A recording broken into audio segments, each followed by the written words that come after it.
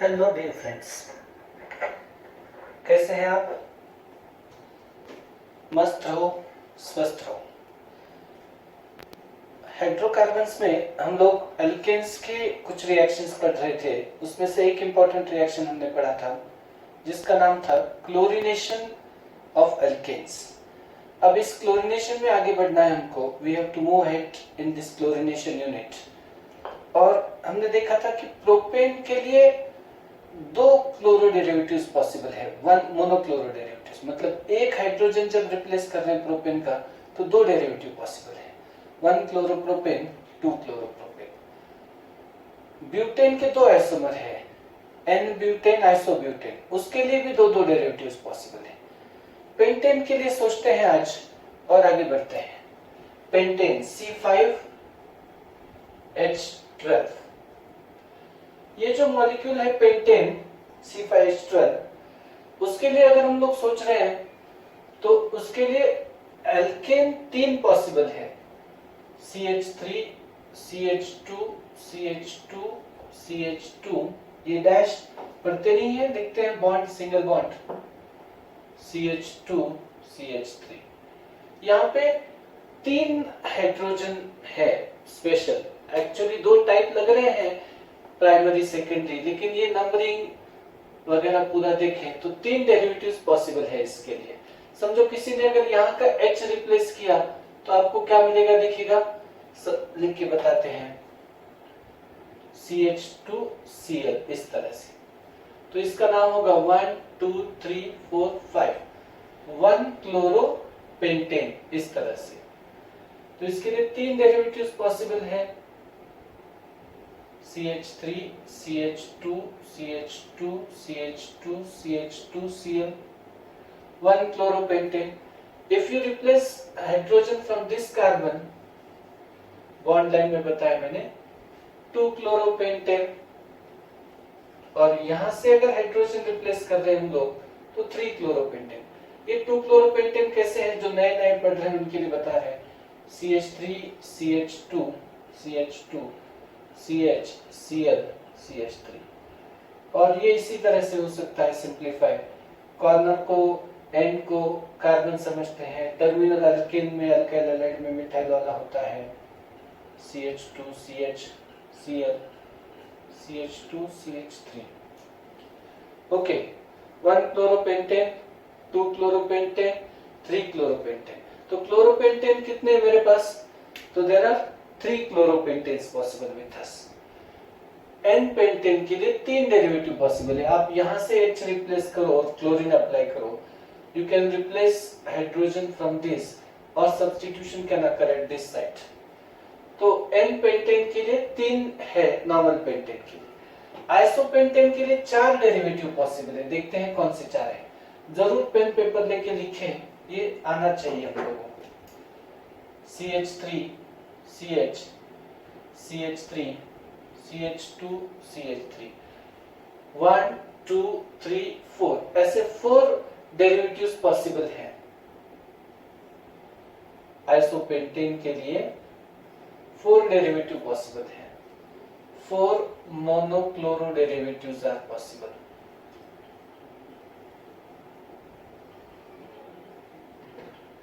Isopentane has 4 possible monochloro derivatives. कौन से 4 है, यहां से रिप्लेस करते हैं hydrogen, this one and this one.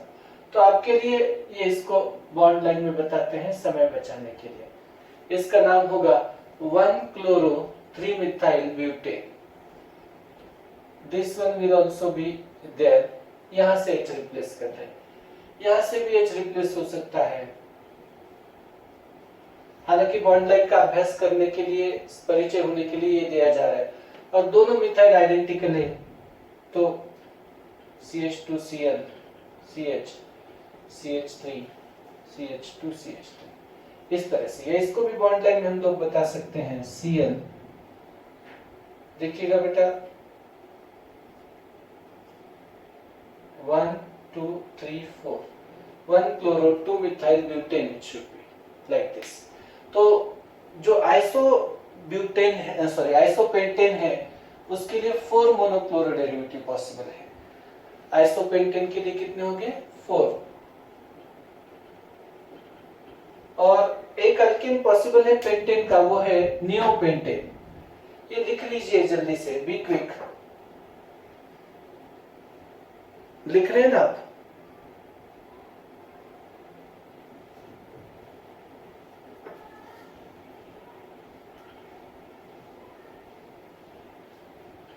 देखते हैं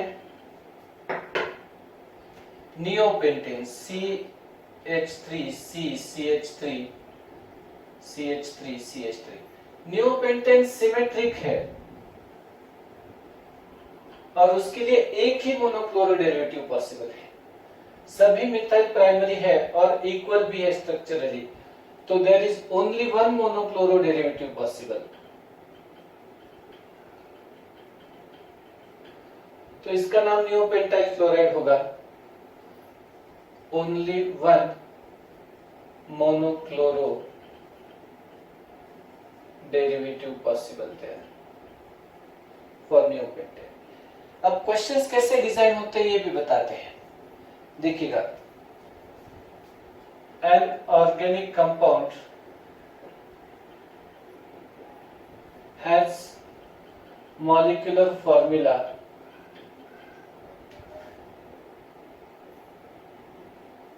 C5H12. It gives only one monochloro derivative.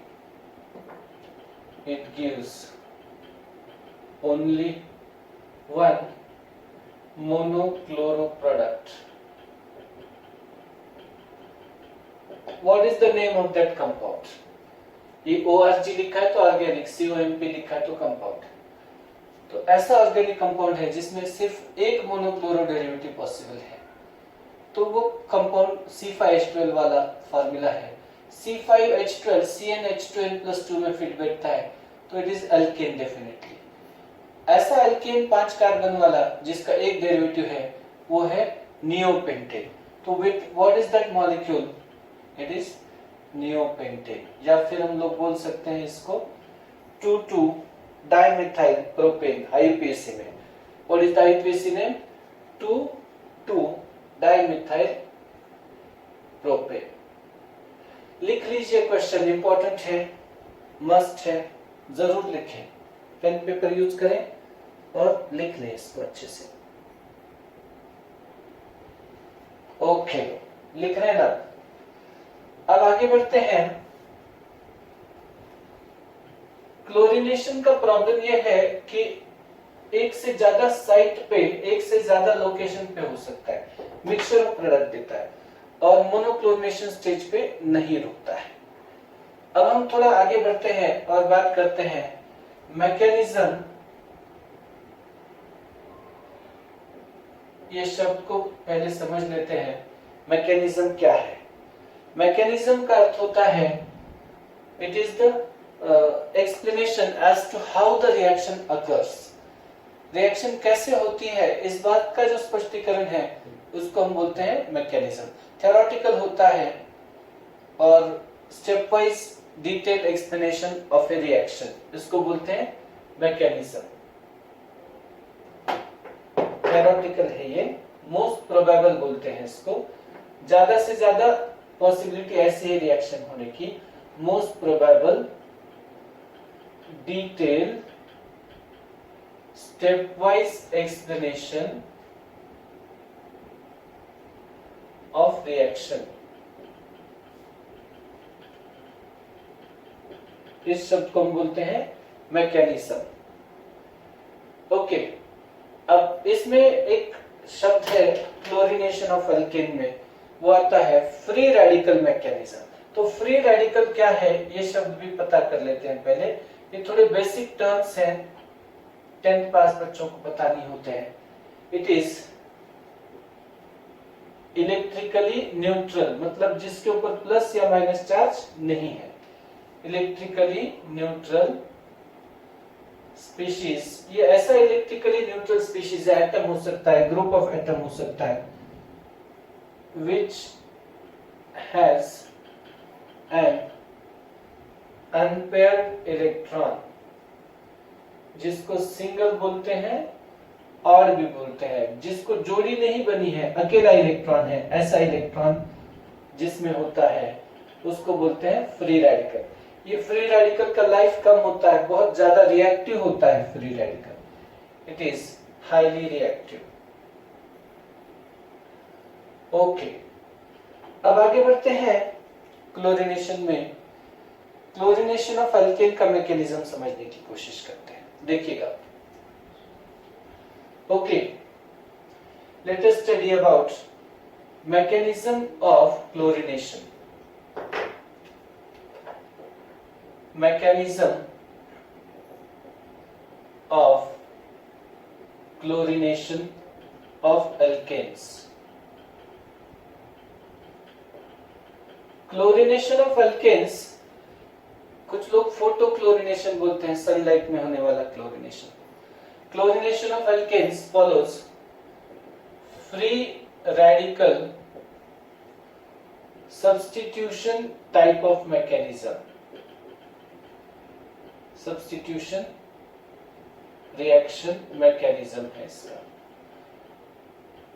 ये फ्री रेडिकल सब्स्टिट्यूशन रिएक्शन होता है क्लोरीनेशन ऑफ अल्केन। यहाँ पे जो क्लोरीनेशन होता है, जब समझो हम बता रहे एक रिएक्शन, यहाँ पे मीथेन प्लस क्लोरीन इन सनलाइट, अल्ट्रावायलेट लाइट, HNu लिखते हैं आप लोग, या फिर हीट भी यूज कर सकते हैं हम लोग। जैसे मैंने बोला है आपको कल कि 300 to 400 डिग्री सेल्सियस तक आप उसको हीट कर सकते हैं।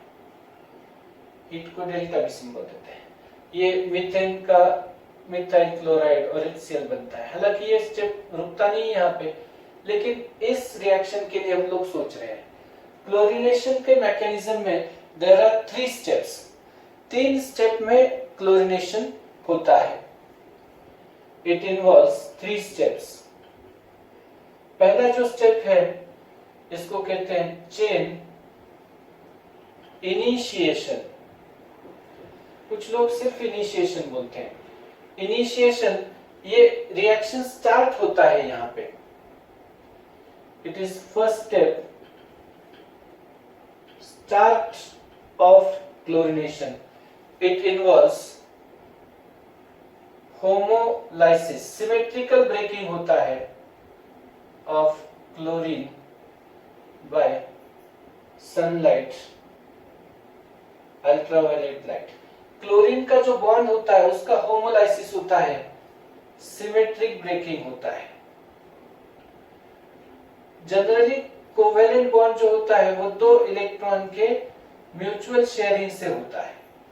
अब ये क्लोरीन में हम लोग जैसे बताते हैं ये सिंगल कोवेलेंट बॉन्ड, एक्चुअली ये 2 इलेक्ट्रॉन होते हैं दोनों एटम के, और ये bond force of attraction light से ब्रेक होता है, और इसीलिए ये जो सनलाइट या हीट लगता है उसका कारण वही है।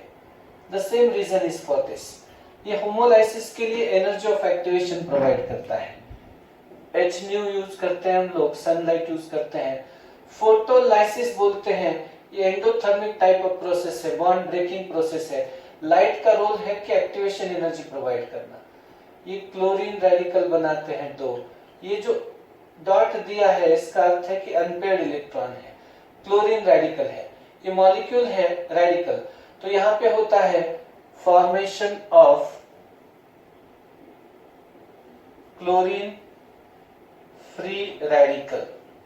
क्लोरीन का फ्री रेडिकल बनना, ये यहाँ पे शुरुआत की स्टेप है। जरूर लिख लें आप, ये काफी इंपॉर्टेंट है।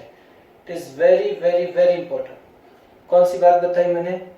क्लोरीनेशन ऑफ एल्केन में सबसे इंपॉर्टेंट बात मैंने आपको बताई है mechanism of chlorination. It follows free radical substitution reaction mechanism. Chlorination of alkene, halogenation of alkene free radical substitution है। सब्स्टिट्यूशन का मतलब मैंने कल भी बताया था आपको। It is replacement of one atom of another, one atom of group by another atom of group. Chain initiation हमने बताया है आपको। अब आगे बढ़ते हैं। दूसरी स्टेप है जो होती है chain propagation.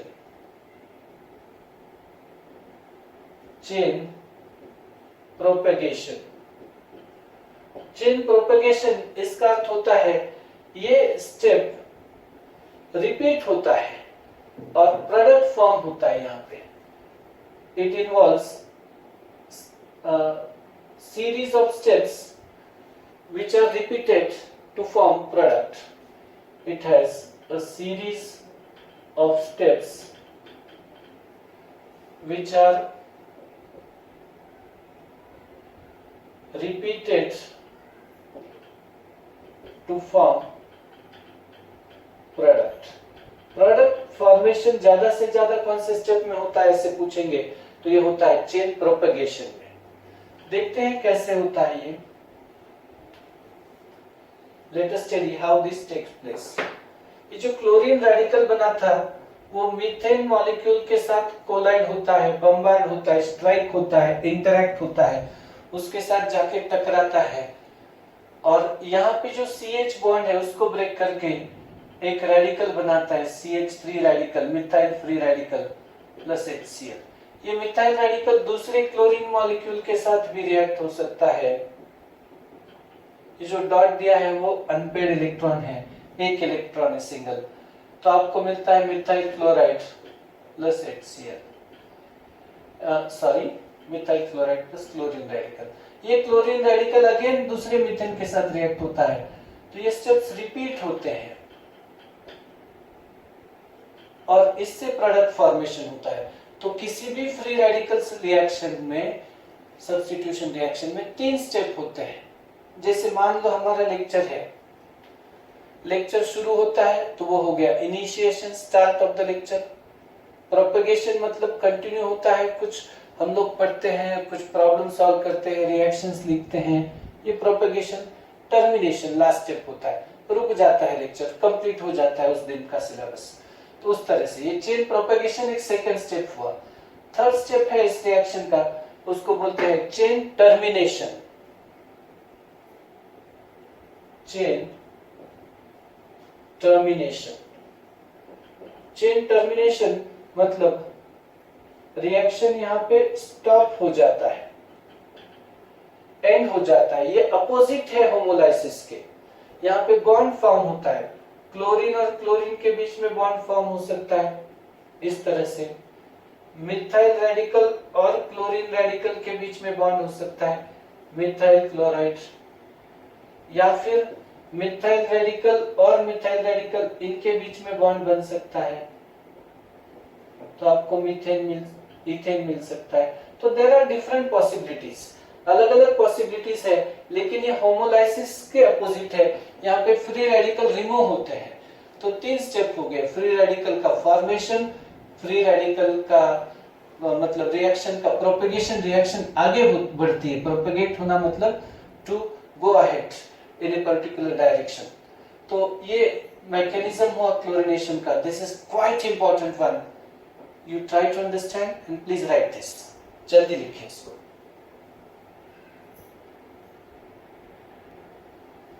Okay, I think you all have written all these things. अब आगे बढ़ते हैं इसको लेके। क्लोरिनेशन का ही मैकेनिज्म हुआ, क्लोरिनेशन को डिटेल में हमने पढ़ा। अब पढ़ते हैं नेक्स्ट हैलोजनेशन को, जिसे कहते हैं ब्रोमिनेशन।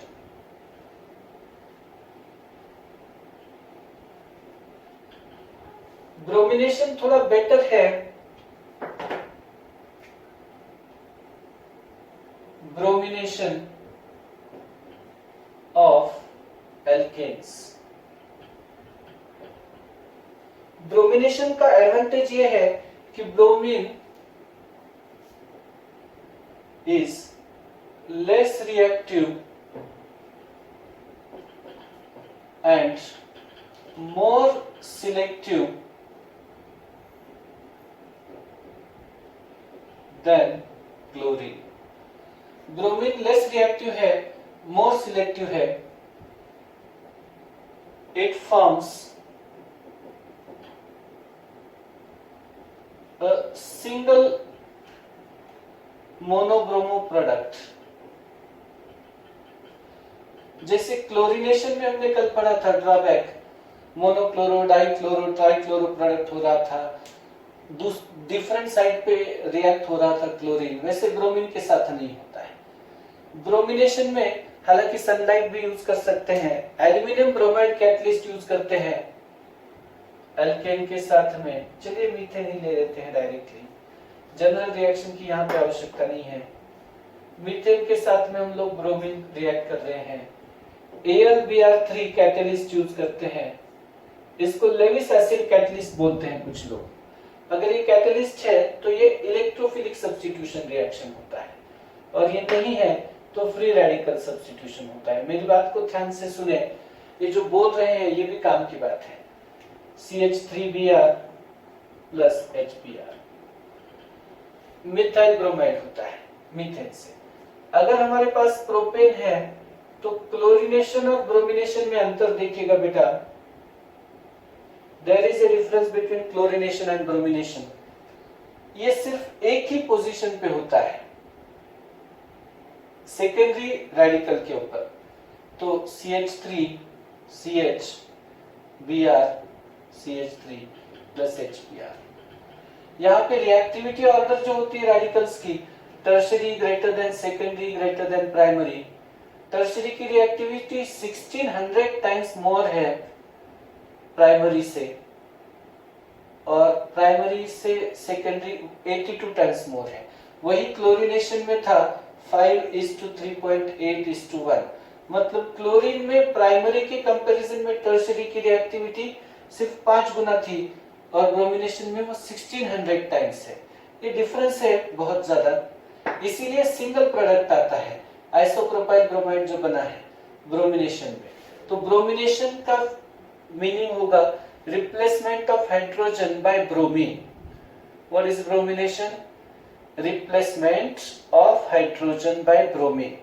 एल्केन का ब्रोमिनेशन आप करना चाहते हैं तो वो बेटर है क्लोरीनेशन से। It is more suitable, bromination is more suitable, योग्य है देन क्लोरीनेशन। क्या कारण है कि ब्रोमिनेशन सुटेबल है, बता सकते हैं आप लोग? Why is bromination more suitable? Because it is selective, it gives only single product. तो जैसे कि टारगेटेड वर्क हो रहा है, जो चाहिए वही कार्बन पे रिएक्शन हो रही है, तो और मिक्सचर ऑफ प्रोडक्ट भी नहीं है, तो ये बेहतर है क्लोरीनेशन की कंपैरिजन में। जरूर लिखें ब्रोमिनेशन का information, it is important. Okay, अब आगे बढ़ते हैं आयोडीनेशन ऑफ एल्केन्स से।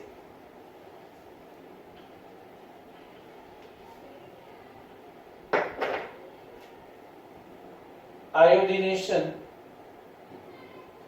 Of alkanes. Iodine less reactive होता है, iodine is very less reactive. Direct iodination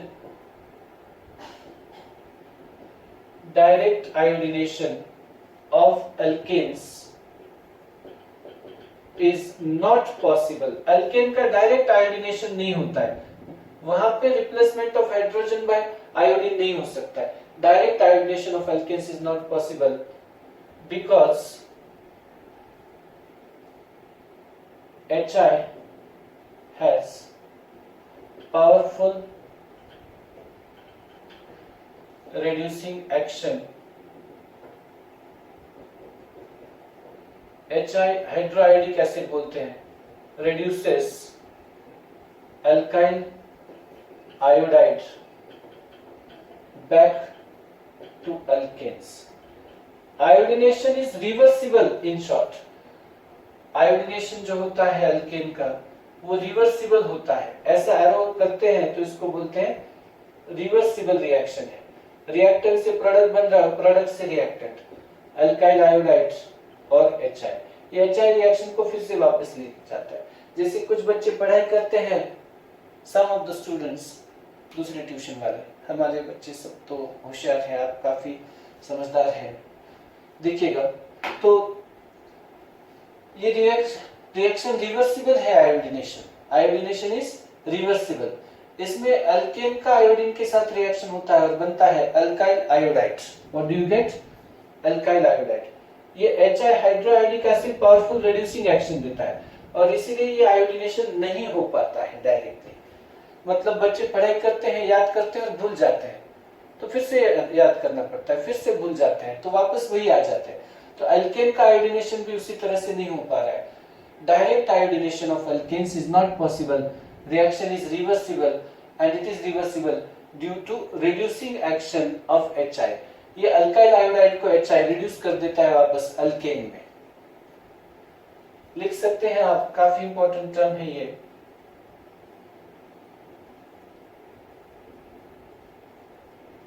तो आयोडीनेशन करते कैसे हैं?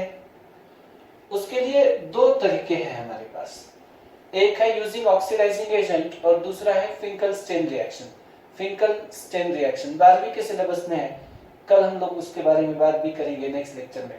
लेकिन अभी ऑक्सीडाइजिंग एजेंट यूज करके कैसे करते हैं ये देखते हैं। जरूर लिखिएगा, एक स्क्रीनशॉट भी लेते जाइएगा। ओके, आगे बढ़ते हैं हम लोग और इस तरह से कुछ जा रहे हैं। Iodination of alkanes is carried out using oxidizing agent like HgO mercuric oxide, HiO3 iodic acid and HNO3 to remove HI। Hydroiodic acid को रिमूव करने के लिए, उसको ऑक्सीडाइज करने के लिए, उसको निकाल देने के लिए, जो रिवर्सिबल रिएक्शन का कारण है उसको दूर करने के लिए आयोडीनेशन हम लोग mercuric oxide, iodic acid, nitric acid में करते हैं। देखिएगा बिल्कुल आसान है।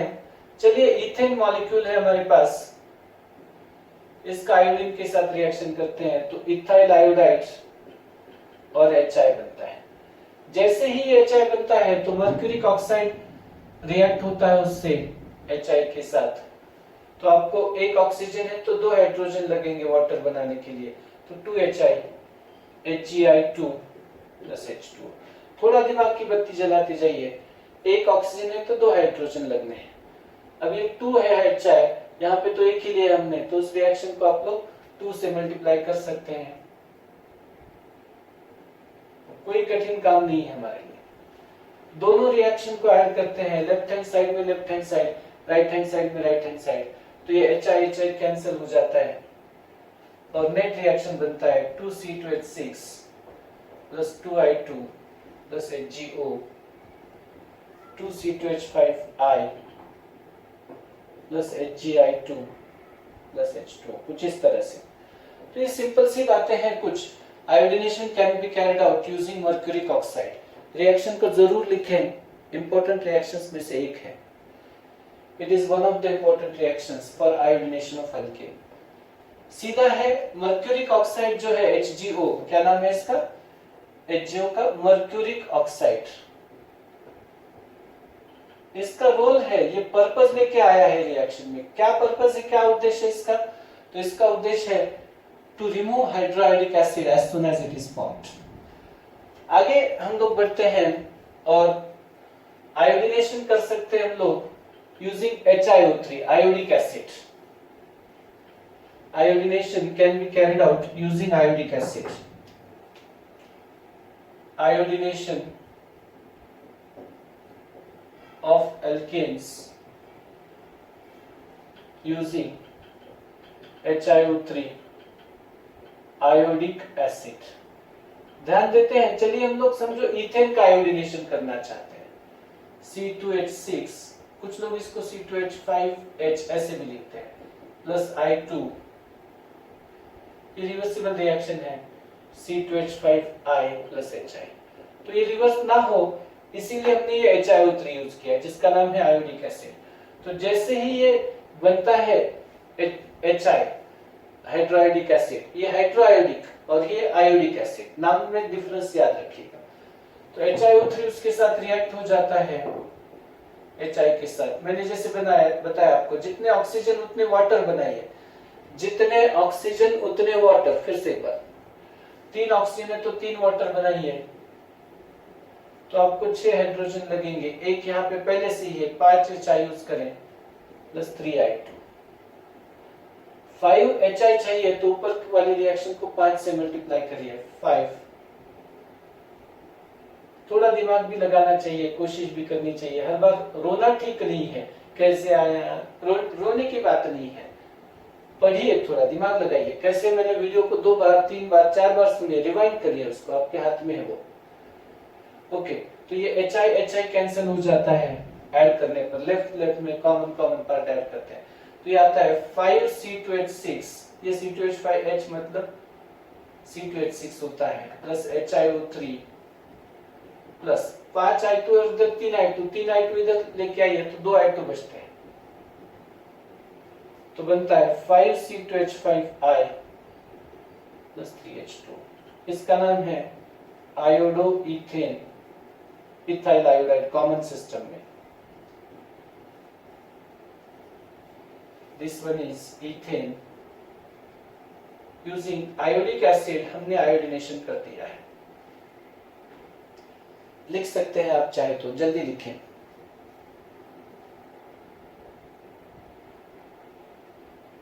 आयोडीनेशन किया है यूजिंग आयोडिक एसिड। आयोडीनेशन हो सकता है नाइट्रिक एसिड यूज करके भी। कैसे होता है देखते हैं। नाइट्रिक एसिड, ये थोड़ा स्पेशल रिएक्शन है नाइट्रिक एसिड वाला। अगर आप नाइट्रिक एसिड यूज करके आयोडीनेशन करना चाहते हैं तो ये जो HNO3 है वो खुद अमोनिया में कन्वर्ट हो जाता है।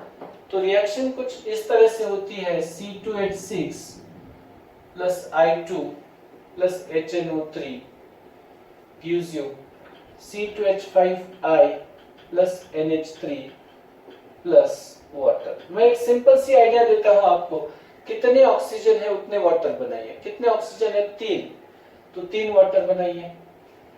तो टोटल हाइड्रोजन की रिक्वायरमेंट कितनी है देखिए यहाँ पे, how much hydrogen are needed, 3 और ये 3 2 6 प्लस 3 9 हाइड्रोजन चाहिए। एक यहाँ पे है तो आप लोग 8 इधर से लीजिए, हर एक अल्केन का एक हाइड्रोजन रिप्लेस होगा तो आपको मिलेगा 8 हाइड्रोजन।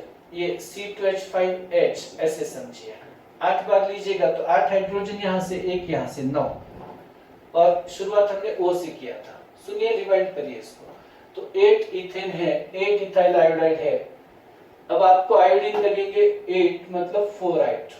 बहुत ज्यादा चिंता करने की आवश्यकता नहीं है, थोड़ा एडवांस का कंसेप्ट मैंने आपको दिया है। तो आयोडीनेशन यूजिंग नाइट्रिक एसिड भी हो सकता है। रिएक्शंस जनरली नहीं आते हैं, फिर भी अगर पता है तो ये 3 रिएजेंट यूज किए, ये सबसे इंपॉर्टेंट बात है।